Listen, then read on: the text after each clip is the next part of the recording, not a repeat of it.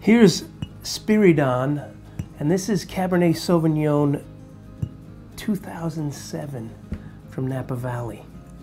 So this is a goodie that we managed to track down. Very small, family-owned winery, produced tiny quantities of wine, and somehow they still happen to have some of their Napa Cab from the fantastic 07 vintage. You know, 07, one of these great vintages that everybody's bought up and cellared many years ago. And so you don't find them in the marketplace at all. You find them at auctions primarily. So this is a great opportunity to try one of those wines from that awesome vintage. Located in the Oak Knoll district in Napa Valley. That's at the south end of the valley. And you may know that the way the microclimate works in Napa Valley, the south end of the valley is actually the cooler part, because you have just south of there you have the Carneros region, and then you have the San Pablo Bay south of there. So the cooling effects of the breezes coming off the bay actually make that southern end of the valley a little bit cooler. As you go up and the valley sort of curves a little bit west, it becomes much hotter. And way up north in Calistoga is really the hottest part of Napa Valley. But in a warm vintage like 07, the cool part of the valley is probably producing really nice, very balanced, well-developed fruit. And that's what we're experiencing with this 07. I have my phone here because I've decanted this off of the sediment using the light and watching the sediment come up and then stopping. So you see there's about, I don't know, half inch to an inch of wine left in the bottom. That's all the sediment. You don't want to drink that.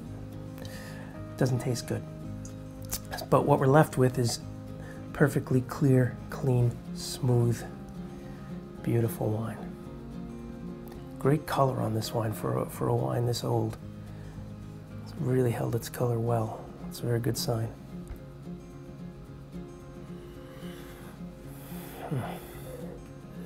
Yeah, it's got a really nice nose. Sort of a combination of berries and olives, and some nice sort of foresty notes in there. Sort of earthy, mushroomy notes. Yeah, like wild chanterelles or porcinis. And still those nice sweet berry notes balancing that. That's also a really good sign. Sometimes, you know, if a wine is aged and it's too old, all you're going to get are those earthy, sort of woodsy aromas. You don't have those nice sweet berry notes to balance that out. Let's try it.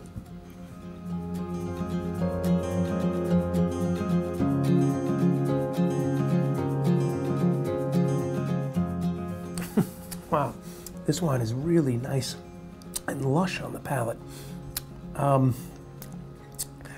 Really, in many ways, comes across as a much younger wine, except that all the tannins have dissolved, and so it's just supple, silky, you know, sweet. I mean, not sweet in that it's sugary, but sweet in that you get those really nice, beautiful berry notes, black cherry, black currant, and you get those earthy, smoky tones, those sort of nice wild mushroom notes.